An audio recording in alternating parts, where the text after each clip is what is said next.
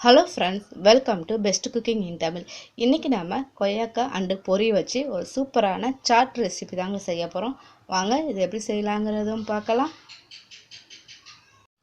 இப்போ நான் வந்து 2 கொய்யாக்கா வச்சிருக்கேன். நல்ல காயா எடுத்துக்கங்க. அப்பதான் ரொம்ப நல்லா இருக்கும். பழத்தோட காய் தான் அது நல்லா இருக்கும்.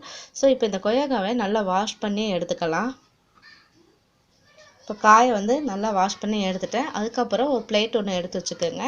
இப்போ நம்ம என்ன பண்ணலாம், இந்த கொய்யாக்காயை வந்து நல்லா துருவி எடுத்துக்கோங்க.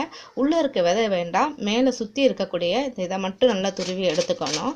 ஸோ விதையை தவிர நம்ம சுற்றியை வந்து நல்லா துருவி எடுத்துக்கோங்க. பாருங்கள், நான் இப்போ வந்து 2 கொய்யாக்காயும் நல்லா வந்து துருவிட்டேன். ஸோ இதுக்கு மேலே நீங்கள் துருவாதீங்க. இதுக்குள்ளே விதையெல்லாம் நம்ம வந்து இதில் சேர்க்கக்கூடாது. இதை வந்து கீழே வீசிடாமல் நம்ம இதை வந்து மட்டும் அப்படியே சாப்பிட்றலாங்க. ரொம்ப டேஸ்ட்டாக இருக்கும். இப்போ வந்து ஒரு பெரிய மிக்சிங் பவுல் ஒன்று எடுத்துக்கோங்க. இப்போ நம்ம துருவின இந்த கொய்யாக்காயை வந்து இதில் போட்டுடலாம்.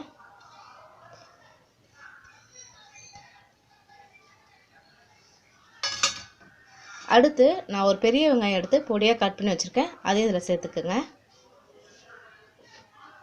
பாதி தக்காளி எடுத்து அதோட விதையை எடுத்துட்டு பொடியாக கட் பண்ணி அதை இதில் சேர்த்துக்கலாம்.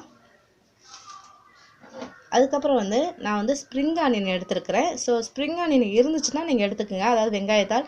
அது இல்லாட்டினா நீங்கள் மல்லித்தலை வந்து பொடியாக கட் பண்ணி கூட சேர்த்துக்கலாம். நான் வந்து ஸ்ப்ரிங் ஆனியன் கொஞ்சம் போல் எடுத்து அதையும் பொடியாக கட் பண்ணி நான் சேர்த்துக்கிறேன்.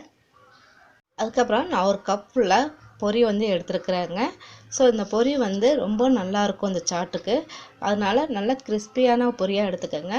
கொஞ்சம் பொரி வந்து உங்களுக்கு வந்து சாப்பிடும்போது அந்த கிறிஸ்பினஸ் இல்லைன்னா நீங்கள் என்ன பண்ணுறீங்க, கடாய் ஒன்று வச்சுட்டு இதை போட்டுட்டு நல்லா வந்து கொஞ்சம் வந்து மீடியம் ஃப்ளேம்லேயே நீங்கள் என்ன பண்ணுறீங்க, 2 வாட்டி நீங்கள் அதை கொஞ்சம் ஃப்ளேம்லேயே நீங்கள் வந்து அதை வறுத்தீங்கன்னா நல்லா மொறுமொறுப்பு தன்மையாக வந்துடும். ஸோ இதை வந்து நம்ம இதில் சேர்த்துடலாம். அடுத்து இதில் வந்து ஒரு 1/4 டீஸ்பூன் அளவுக்கு நான் வந்து சாட் மசாலா வந்து ஆட் பண்ணிக்கிறேன்.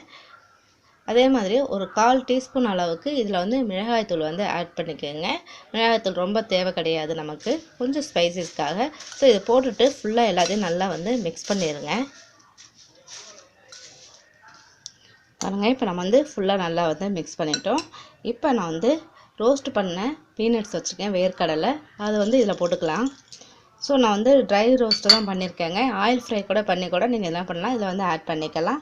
இதோட நான் வந்து ஒரு எலுமிச்சம்பழம் ஒரு சின்ன பீஸ் ஒன்று எடுத்துருக்கேன். அதாவது 1/4 பகுதி மட்டும் எடுத்துகிட்டு அதை மட்டும் லைட்டாக வந்து இப்படி புழிஞ்சு விட்டுக்கோங்க.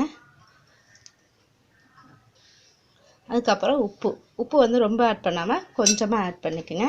ஆட் பண்ணிவிட்டு இது ஃபுல்லாகவே நம்ம என்ன பண்ணலாம், நல்லா வந்து மிக்ஸ் பண்ணிடலாம். ஸோ ரொம்ப அருமையாக இருக்குங்க இது.